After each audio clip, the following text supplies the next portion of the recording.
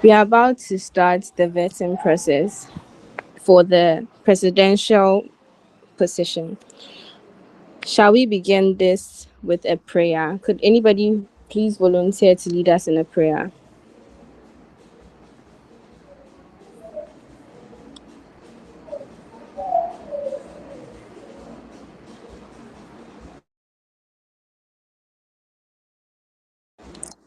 Can someone please volunteer to lead us in a prayer? Yes, Pascal. Please, 1 minute, let us pray. Abba, Father, we thank you for the gift of life and salvation upon our heads. Father, the convocation of the eagles are present before you to vet the eagle to be able to lead their family. Father, we order and ask that, Father, you take charge and perpetual control over all the things that will be discussed in the meeting. And at the end of the day, when we have a successful vetting, we, the convocation of the eagles, will not hesitate to say, glory and adoration be unto thy holy name.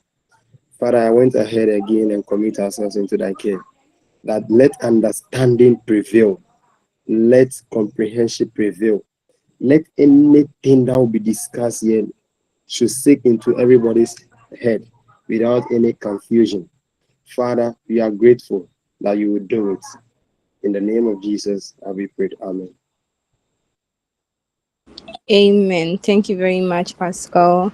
I am Joku Kwadonko and I will be your moderator for this evening. Our national chair, our national chairwoman and deputy chairman will help us and lead us with the vetting process.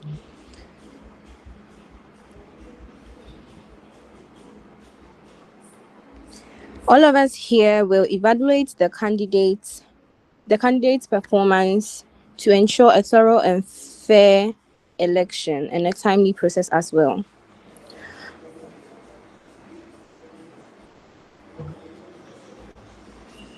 Honorable Nanama, could you please lead us?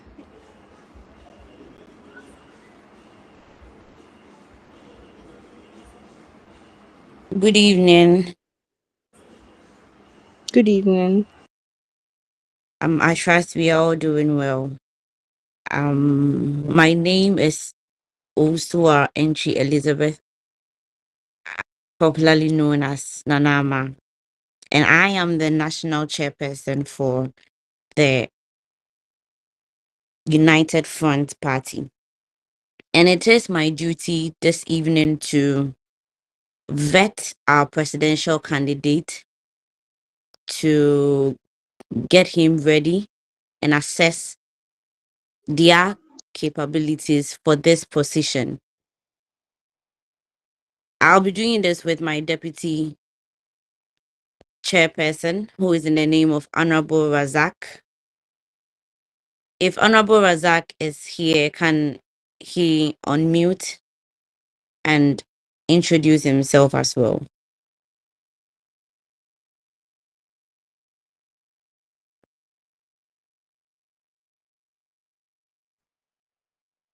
Honorable Razak.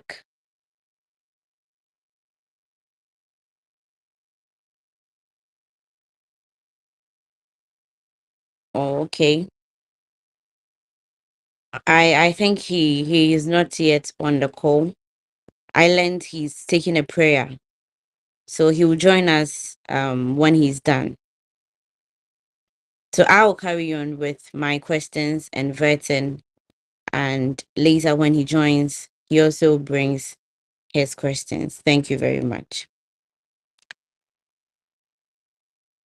On the flag bearer nominee forms, we have Honorable Pascal Senor Gamokasase, who wants to take up the position of the flag bearer in the United Front Party. And also we have Honorable Benedicta Boatima Daku, who is also willing to take up the position as a flag bearer in the party, the United Front Party.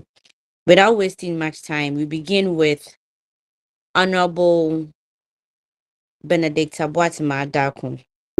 Ladies first, and so we begin with her. Over to you, Honorable Jill.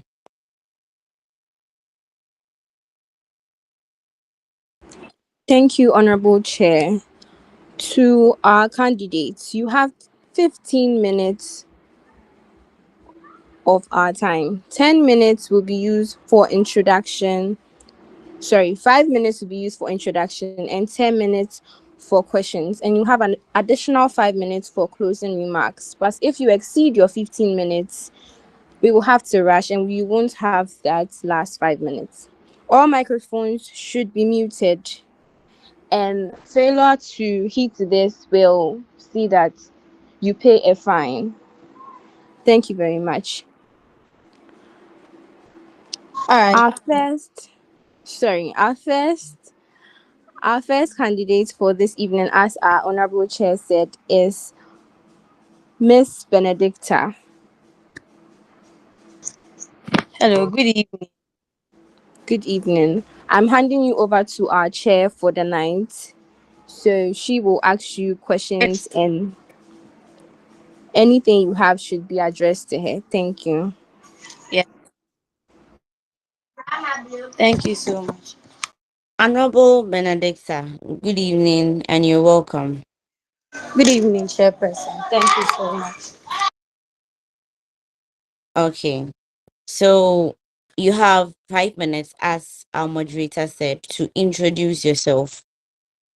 Who are you and why are you here this evening? All right. Thank you so much for the opportunity. So, please, my name is Benedicta Boatima Adako, a student in University of Media Arts and Communication, IG, a level 300 student. And then I'm a daughter of four, and also I was once a house prefect for Winneba Senior High School in Winneba Central Region of Ghana. I came here tonight to vet as the position for presidential candidate or a flag bearer in this honorable political party, that is the United Front.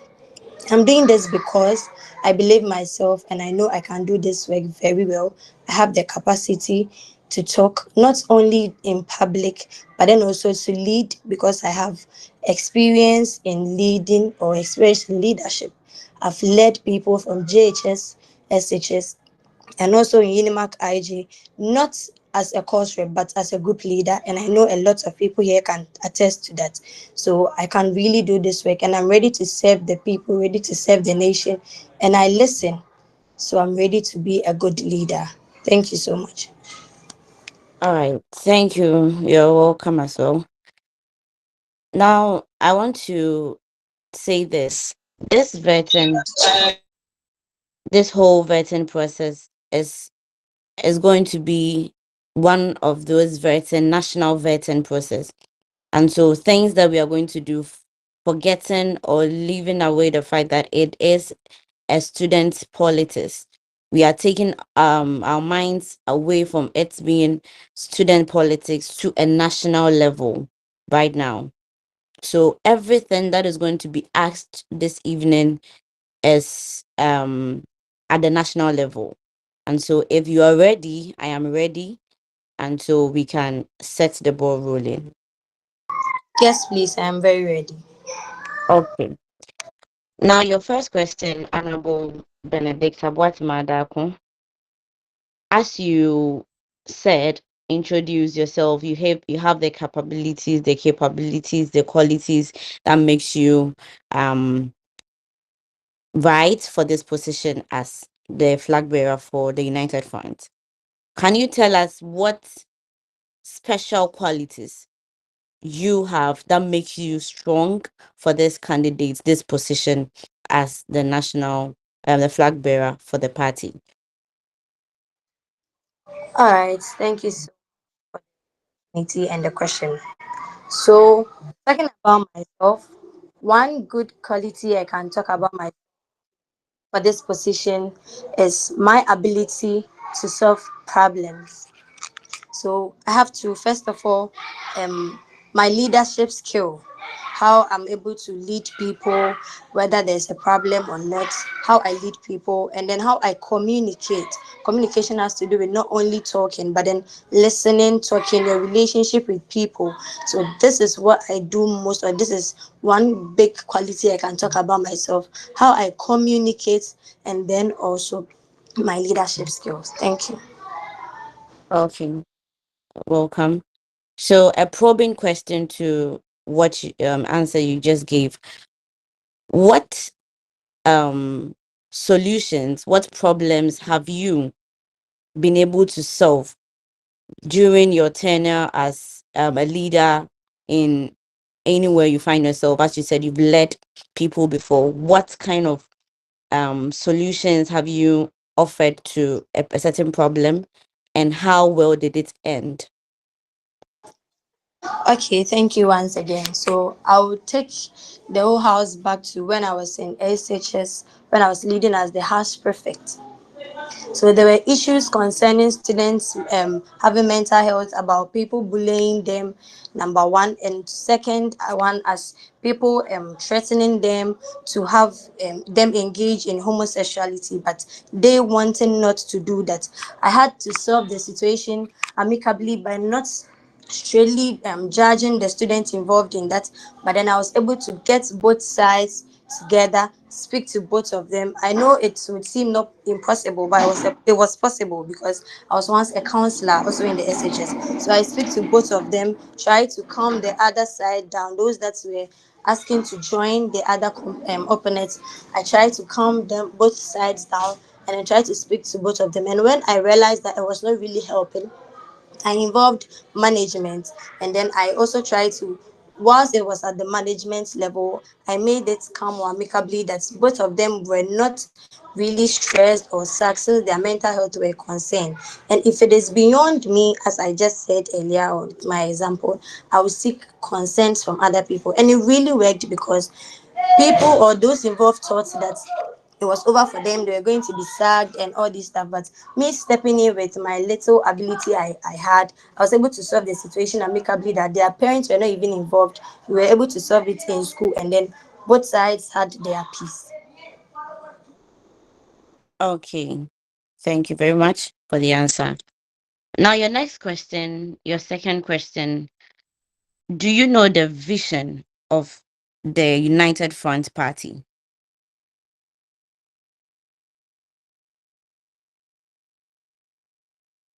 Hello? Hello, please come again. I lost you. Do you know the vision of the United Front Party? Okay, so when the whole political group started, I was not having a phone by then. I just had my phone this week. So personally and honestly, I've not gone through the vision and mission of the party.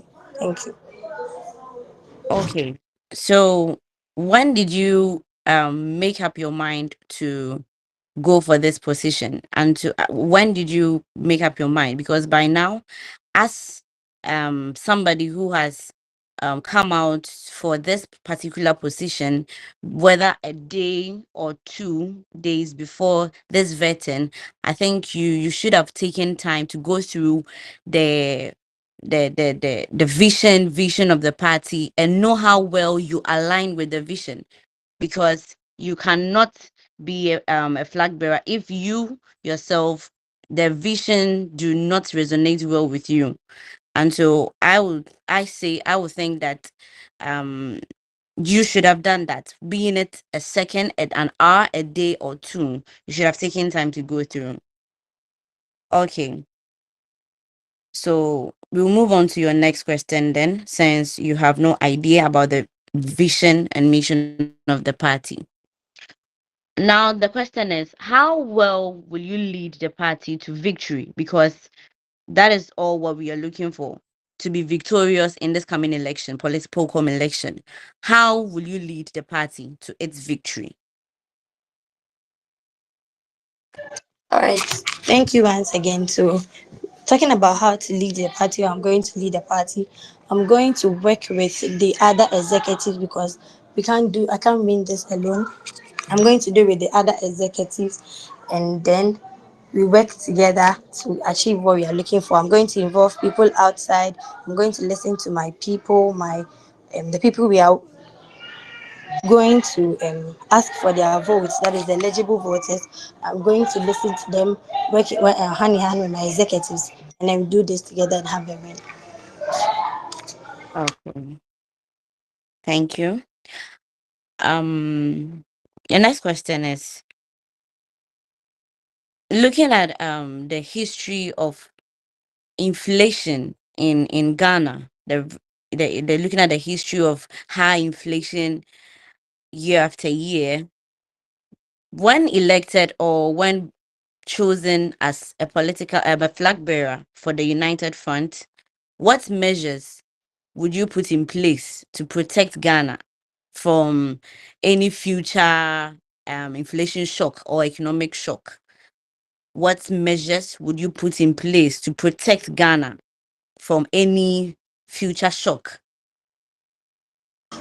All right, so what I'm going to do to protect Ghana is that I'm going to work with other people or from outside Ghana, the developing countries. You're going to befriend them, and then also we look at we find the grassroots of what actually makes Ghana's inflation rise from day to day, day to day. So we are going to get that from the roots, and then also befriend or have relationship with other countries who can also provide a lot of things for Ghana, and then also help Ghanaians, whatever they are doing here is either agriculture side or any other side, help to promote Ghana's goods perfectly so that we don't um, import a lot of things, making our inflation rise high. We are going to develop a lot of things right here in Ghana and make sure that we value the Ghana goods better than importing other people.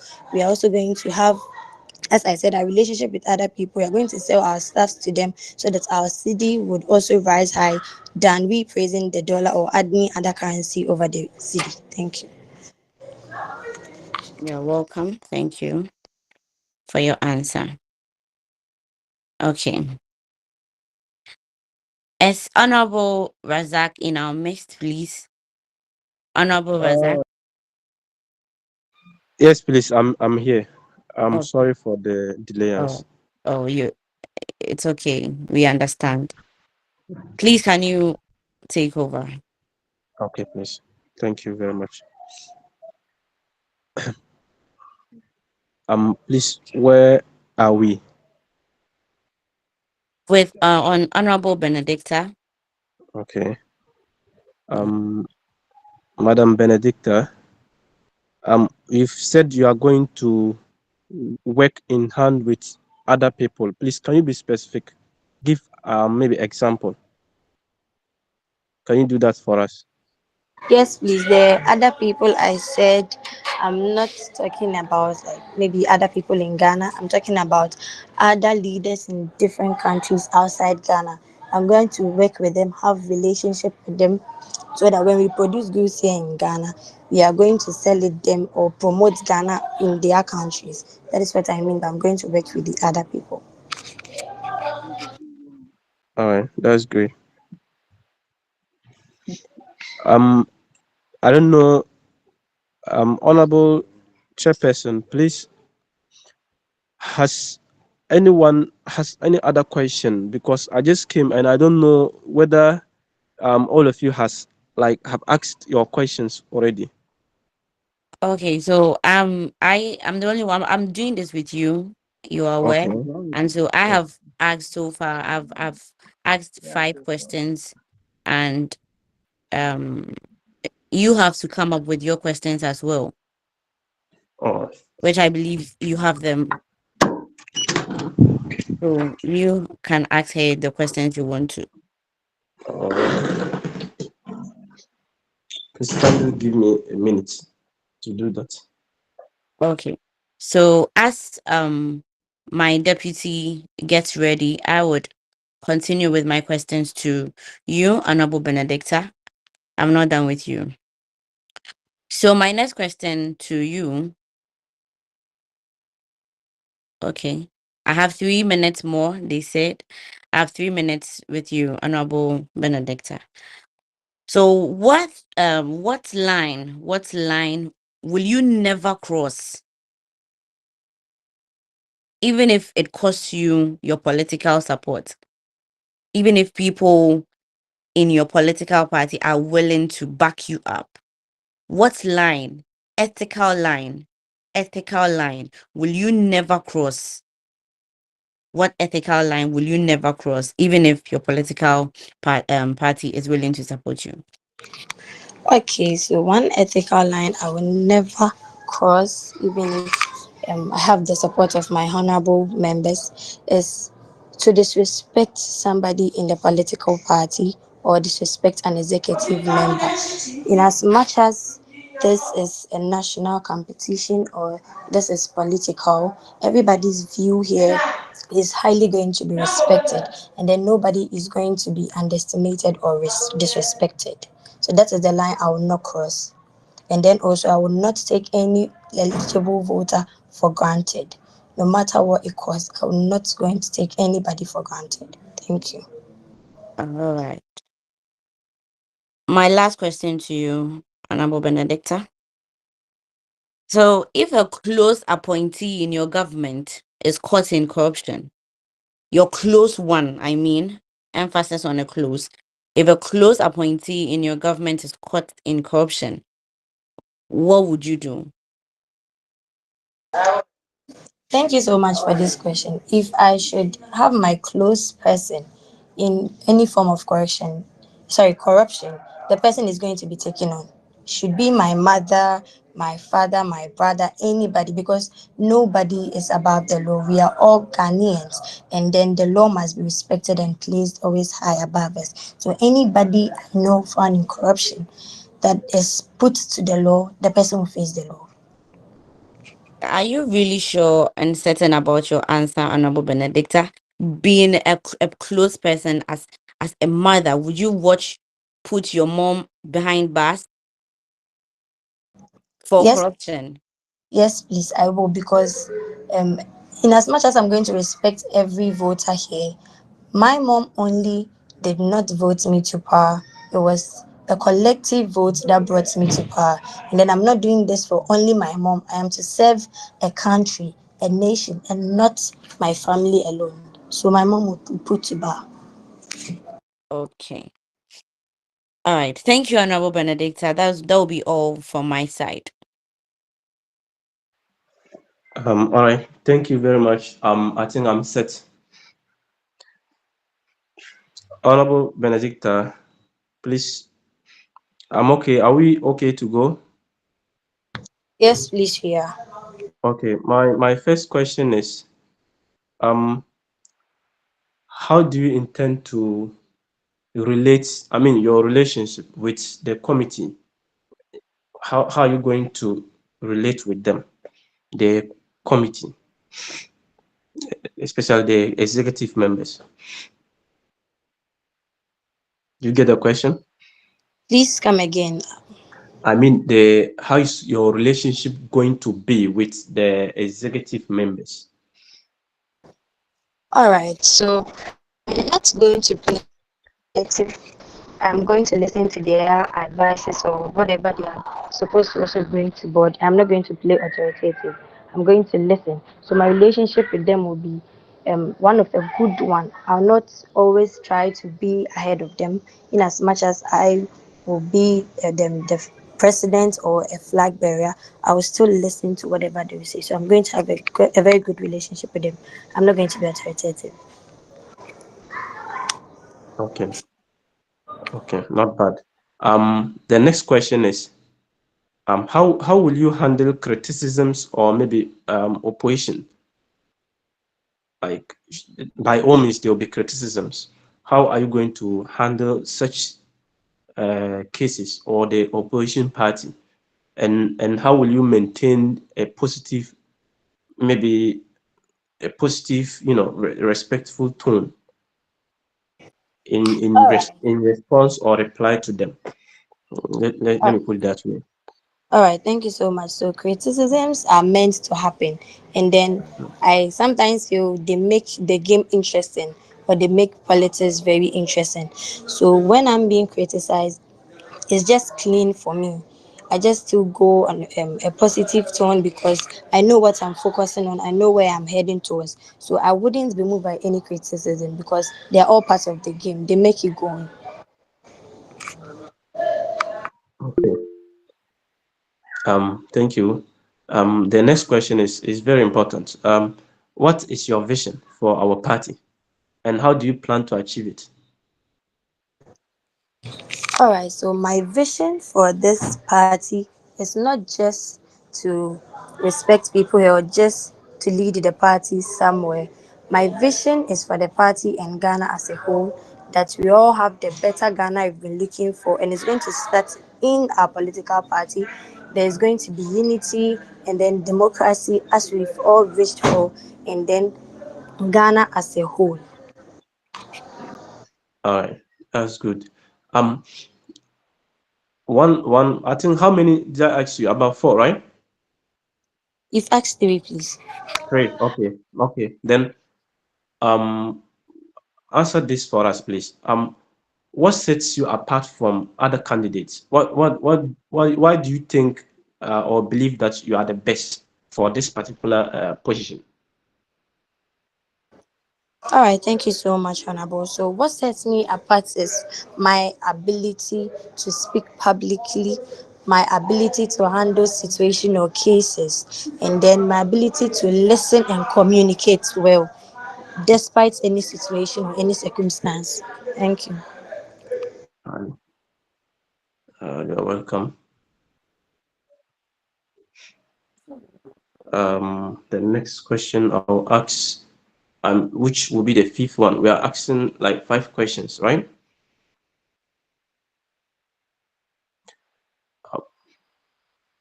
Um, Honorable Deputy Chair, please, her time is up. oh, okay. In So, order to so, respect the time of our electorates and our members, we have to okay, proceed. okay. And then my questions are okay for you. So let's move to the next person. Okay. We thank you for your time, Miss Benedicta. Any last word you would like to say to your members and the electorate? Thank you so much again. So, all what I'll say is I think I've said that in my presentation already, and then I'm just here to repeat it once again that we are doing this for a better Ghana and for a better livelihood. So, if I am being elected as the president or as the flag bearer for United Front, I'm assuring everybody that we are going to win because there's going to be a good leadership with unity and democracy. Thank you very much. Thank you too for your clarity and honesty in responding to the questions from our chair. Next, we have our next candidate is a very popular person, Mr. Pascal. We are going to be following the same format as what our first candidates went through. That's 5 minutes for introduction, 10 minutes for questions, and an extra 5 minutes to sum up and have your last words. Over to you, Madam Chair. Okay. Welcome, Honorable Pascal. Thank you, Madam Chair. Okay. Let's begin with the introduction. Honorable Hello. Pascal, introduce yourself and tell us why you are here tonight. Thank you, Madam Chair. Good evening, Madam Chair. Good evening, the whole house. My name, Pascal Senyo Gamokasese. I am an old student of Ghanata Secondary School, for that matter, a Gosan. I am from the family of 4, the only young man among 3 females. I love politics, I love reading, and I love social psychology. For my leadership records, in primary, I've been class prefect throughout. Class 6, I became the primary school prefect, head boy. I served as county prefect before. I serve as the grounds prefect in JHS. I went to Ghanata Senior High School, served as course rep from SHS 1 to Form 3, where I merged to become the prepping prefect, making sure that all people go to prep and prepare for their exams and studies.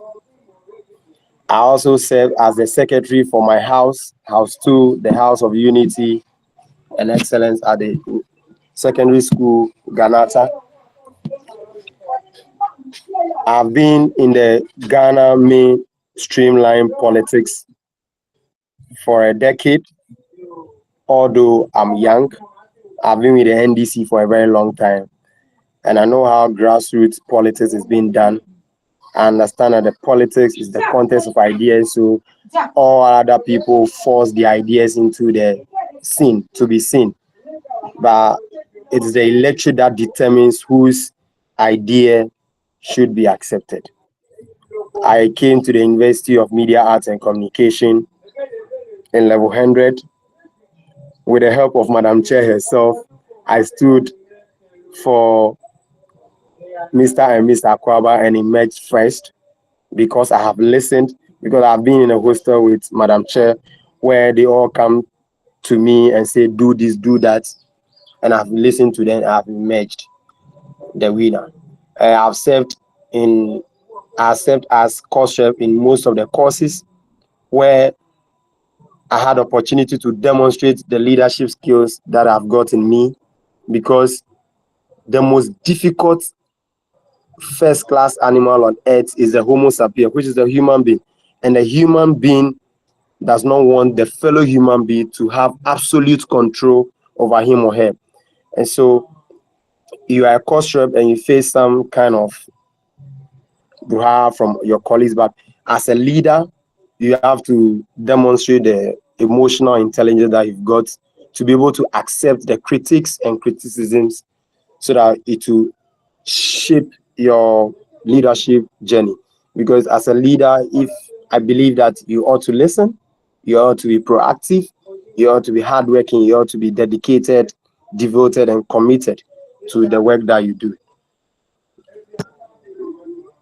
Without much ado, Madam Chair, I would say that my name is Pascal Senyo, and I'm here to be vetted as a flag bearer to lead the United Front Party to victory. Thank you. Okay. Welcome, Honorable Pascal. So I think Thank you, Honorable Chair. it has answered my first question, which you achieve as a leader or as a potential, what achievement have you seen? I thank you. So I'll begin by asking that if a major national crisis occur during your term, so during your term, if a major national crisis occur, what will be your first course of action? So thank you, Madam Chair. The major national crisis that you talk about actually very big here. So with your indulgence, I would ask if you be specific the kind of major national. It could be probably Okay. just as sure. Right. Let me break that down for you. Right. So let's take the energy sector, a crisis at the energy sector. If there is any crisis at the energy sector during your first term, what will be your first course of action? All right, sure. Thank you, Madam Chair. So in my term as the president of this beloved nation, Ghana, if I should encounter energy crisis that is popularly known as doomsday, I hope that is the word, right? Doomsday, when we have power shortage in the country. And so what we'll do is that I think that over the years, the two parties have had consensus, relying on the Akosombo Dam for hydroelectric power. But we have been to school and we learned so many things. So we'll be able to channel the knowledge we've acquired through our educational system from primary to the university.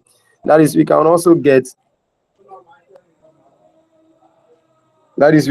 try as much as possible to invest and collect Africa, we experience so much sunrise.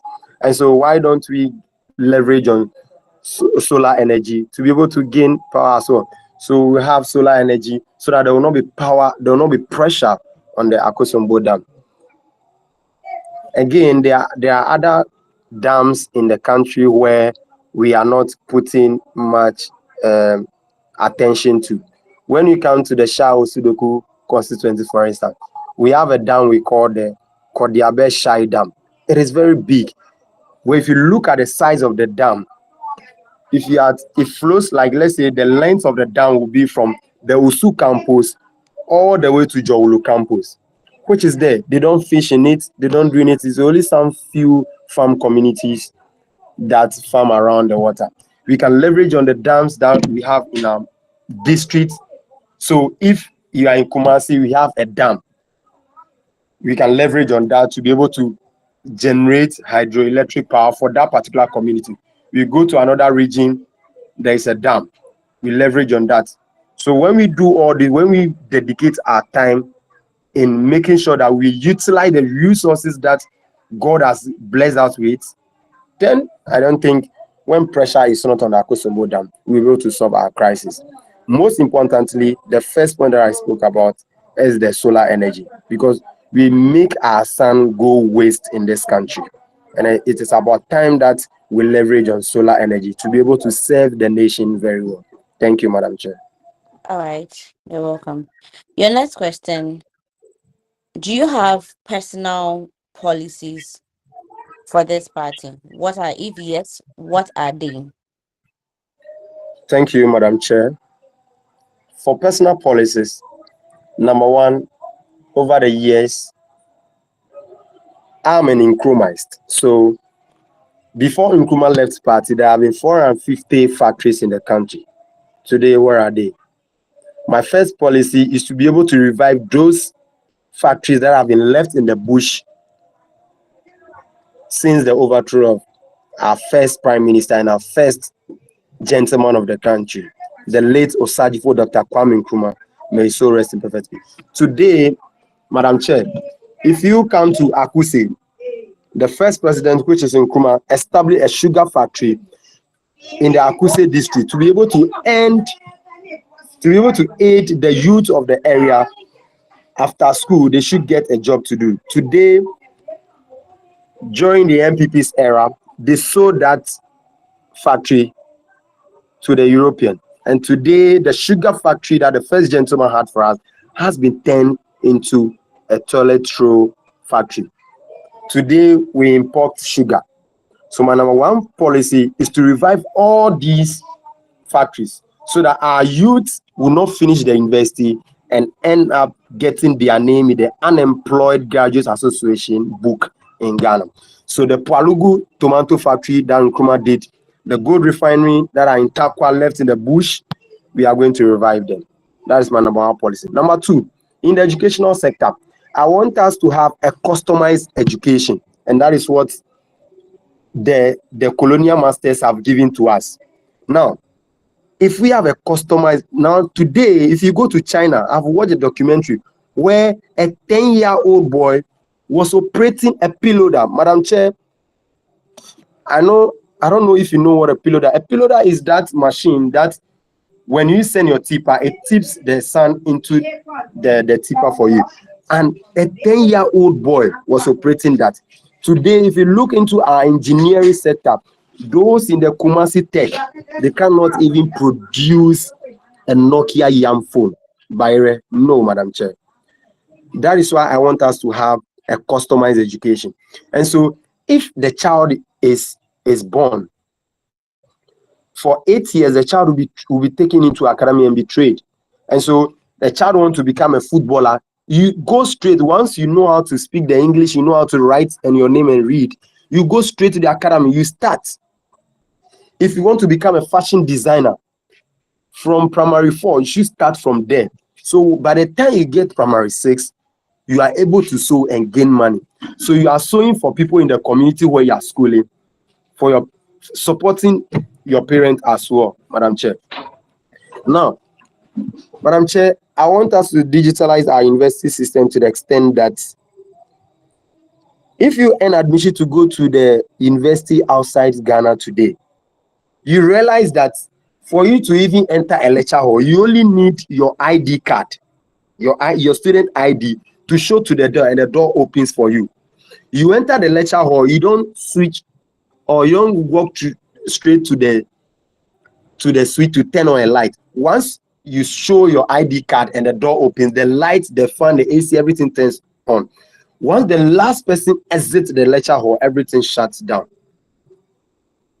That is the kind of educational system I want us to have. Okay. You aspire to become a teacher, you start from JHS. So a customized education to be able to revive all the dumped factories that have been left in the bush to start working. Honorable Pascal. Thank you, Madam Chair. Okay. All right. So my follow-up question: what if these what should Hello, Madam Chair. yeah, hello? Please, your line is breaking. Please come in. Okay, sorry. So how should the citizens hold you accountable if these policies you are talking of fail? How should the citizens hold you accountable if these policies you are talking about fail? Thank you, Madam Chair, for the question. Madam Chair, my name is Pascal Sonyo Gamokasese, and I am a man of integrity and a man of my own words. I hold myself to accountability as well. And so, Madam Chair, I want to assure you that I'm that guy. When I set my eyes on something, I want to achieve it before I leave office. So, Madam Chair, to your question, I know I won't fail the Ghanaian citizen. But if the Ghanaian citizens think that the person they've put in power is not doing what they think, the 1992 Constitution is there. Today mark the 3 decades of the celebration of our Constitution. Today, the 1992 Constitution is 34 years old. There are laws to be able to impeach the president. There are laws to be able to put the president on it. So if the citizens think that who they put in power is not doing the job, they have the right to take legal actions and be able to put the president on it. So thank you, Madam Chair. All right. Your next question. Please be brief with your answers because your time is taken very fast. You need to be concise and brief with your answers. Okay. Thank you, So Madam Chair. how would you address regionalism and then tribalism in the Ghanaian politics? Thank you, Madam Chair. I think that the first thing is to do about this whole thing is political education. Why am I saying political education?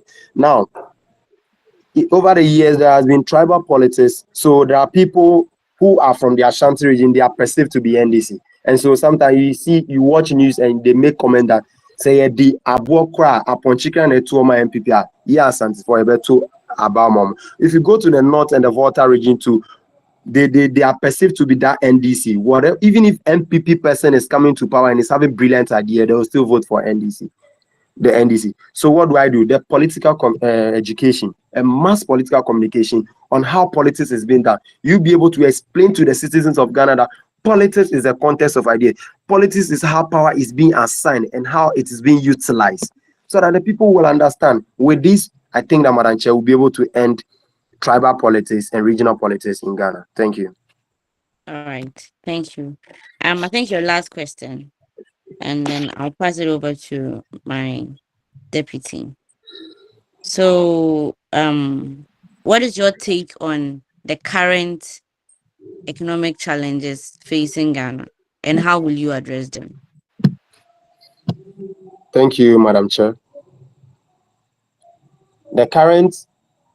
I wouldn't rate the current administration low in terms of economic hardship. But then I think we still have to do better. We still see Ghanaians complain of transportation. And so what we have to do is be able to manage our exchange rates very well. We have something we call the BRICS: Brazil, Russia, India, China, and South Africa. These countries have come together to trade among themselves. And as they do that, they are putting the dollar to a weak. I think that as a country, we find ourselves in the West African state. And so West Africa comprises of 16 countries. In my administration, I think that we should have a discussion among the 16 countries of West Africa to be able to trade among ourselves using a common cedi.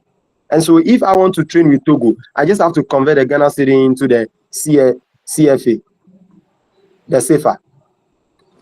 If I want to trade with Benin, I just have to change the Ghanaian cedi into the Benin capital, which is the money, to be able to trade. Madam Chair, if we do this, we'll be able to manage our economic efficiently and effectively. Because if we don't do that, then the dollar will always be rising, and as that happens, it will determine what we should do, and that is as a result of we having economic hardship. And number two is we being able to do fund mobilization. How do we tax, Madam Chair? Should be able to have that comprehensive and understandable way of collecting our tax. Our revenues, our tax revenue collection offices in Ghana, how well do they account to us? They collect the money and they don't do proper account to the ministry, and then they hijack some of the monies into their pockets. I think we have to put people into the check. So we'll leverage on effective supervision, and together, Madam Chair, I think that we're able to bring our economic challenge to a stable equilibrium. Thank you. All right, thank you. Over to you, Honorable Razak.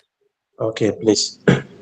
Honorable Pascal, I believe you are good. Pretty much sure. Okay, that's great. Special. My first question is, I've heard you made mention of digital in one of your responses. So I'll ask, what are your thoughts on the role of social media in modern campaigning, and how will you ensure to use it effectively? Mr. Chairman, thank you for the question. Mr. Chairman, I believe that the media is a medium in which, in this 21st century, politics is being utilized most. So as a candidate who is before this August House to be vetted as flag bearer to lead the United Front Party to victory, I think that my role is to be able to understand the current role that the media or social media plays in politics. Prior to the 2024 election, Mr. Chairman, I can boldly tell you that social media has contributed more than 50% to the success of the NDC campaign. Why? Because you find the youth going on TikTok, holding X, Kalije, and the likes, holding discussions, talking about what they've said about the NDC, which was not true before they threw them into power, before we said we were bringing a Messiah who led them into the den of lions. You realize that the young people who are so fed up utilize the social media to be able to tell or preach the good about the NDC to the electorate or to the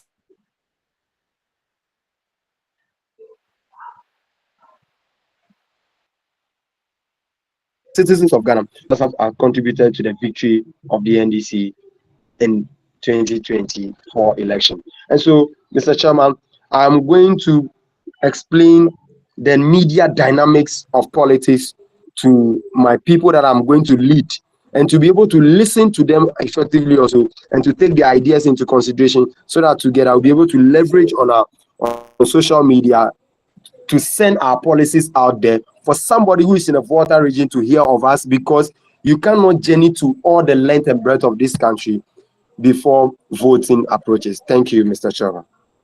Okay, that's great. The next question is, if elected to be the party leader, um, I want to know the kind of leader you promise to be, and how will you inspire and motivate others to work towards a common goal? Do you get it? Thank you, Mr. Chairman. Mr. Chairman, Okay. I would love to answer your question by a poem. Okay. Ni Osundari, a professor emeritus from Nigeria, once wrote a poem called The Leader and the Led. I've read Okay. this poem in SHS and I understand that poem talks about leadership. And I'll quote a phrase saying, a leader who knows how to follow followers mindful of their right to lead.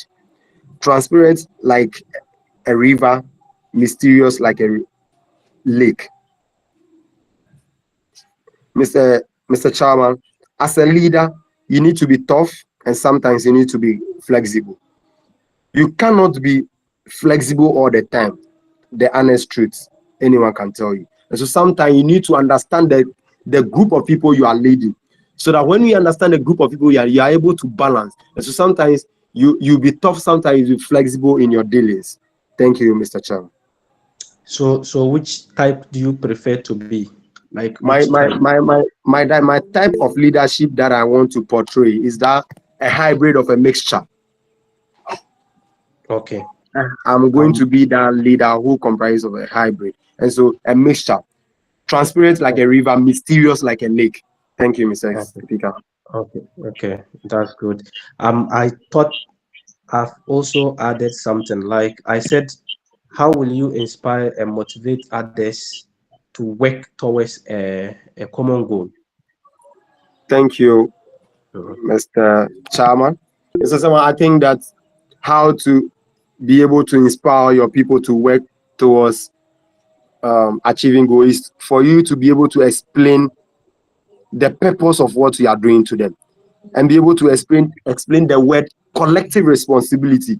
As a leader, if you let your people understand what collective responsibility means and what it means to cooperate to achieve a common goal, Mr. Chairman, there will be nothing that you set your eyes on and you never achieve. Thank you. Okay. Assuming you are a victim of those who violate the constitution of the party, so how are you going to hold yourself accountable to the party's values and principles? Thank you, Mr. Chairman.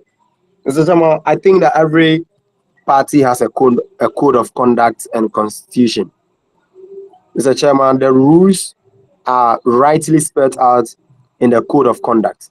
And so if the president, who is the leader of the executive body, there is the legislature who makes the laws, there is a judiciary. And so if the president violates any rule, the legislature are there to make the rule, and the members of the judiciary are there your parliamentarians or your legislators take the matter to the court. I think that the president will be brought to a table to be able to act on. And when you flout a law, I know the president has influence to be able to amend the constitution, but I think that when the judiciary system is strong on their feet, they can be able to turn the president down. And they can. The best thing is to impeach. I'm not that totalitarian leader or autocratic leader who will come and amend the constitution and be able to work in my favor. I'm a people-centered person. I want to work with people. Thank you, Mr. Chairman. Okay. Thank you very much, Pascal. Sorry for interrupting you, Deputy Chair, but his time is up and Okay. we have to stick to time. So, and again, thank you for participating and for answering these questions, Pascal. I'm handing it over to our chair and deputy chair to give us their final words before we wrap this up. Okay. Thank you all for coming. Honorable Benedicta, are you there? Are you still here with us? Yes, please, I am. Okay. Thank you so much for coming. Honorable Pascal, thank you for coming forth as well. And You're most welcome, Madam Chair. yeah, and then giving us reasons why you deem fit this position. The vetting has come to an end. and marks or points have been allocated and would be totaled and then communicated in due time. If my deputy has anything to add, he should Oh, okay. come. Oh, okay. I would like to say some few words. It's just to praise them that they've taken the bold step, and it's great. They should continue. And the questions they are answering, it shows that they really know what they are up to. So thank you very much for partaking, um, for taking the burden of this particular position. It's not going to be easy, but I would like to encourage you to exercise a lot of patience with us, especially the grassroots. I don't know without much I'll do. I'll just say good night to you. Okay, so I think there's one thing I would like to tell the two of them. During the vetting process, I think we all heard them. And one thing I realized is the being concise and precise with your answers. You see, when vetting, a time is allocated to you. You need to follow the time set. And so talking plenty, meanwhile, you could have gone straight to your answer and then Mhm. deliver. If you talk plenty, you go out of context, and then it gets people bored for plenty talks and all that. So please, they should take this into consideration next time when they find themselves in any kind of vetting process. They should just go straight to the point. Talking plenty wouldn't help. It sometimes lead to a lot of going out of context and all that. But then in all, it was a good one. And then we hope to choose the best flag bearer for this political party, United Front, somebody who will lead us to attain the victory we all want to attain. Thank you very much, everybody, for coming. Over to you, Honorable Jill.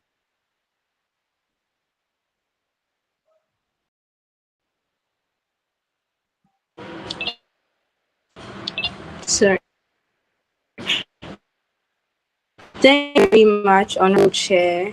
On that note, we are grateful to all the candidates and to you, our electorates, for your participation and commitments to this process. I hereby declare that this vetting exercise has come to an end. You have seen for yourself and heard for yourself what your candidates have to offer. So, I think you consider if it's in line with what you want and make a decision based on that. Thank you all once again for your time. Do have a good night. Good night.